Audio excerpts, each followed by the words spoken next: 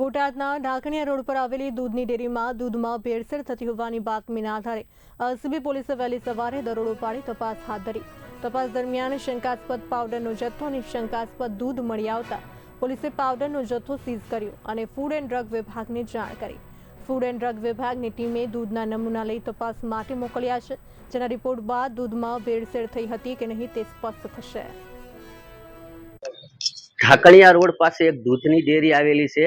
ગત મોડી રાત્રે એલસીબીએ શંકાસ્પદે અહીંયા રેડ કરી છે, જેથી કરી અને દૂધના ટેન્કર જોવા મળ્યા છે, જેમાં હજારો લીટર દૂધ આવ્યું છે અને શંકાના આધારે આ દૂધમાં કોઈ ભેળસેળ થતી નથી, તેને લઈ એલસીબી અત્યારે હાલ તપાસમાં છે।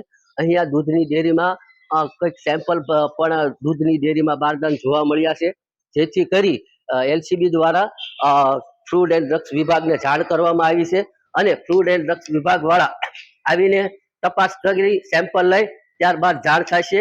પરેશ શેખ, બી ઇન્ડિયા ન્યૂઝ, બોટાદ।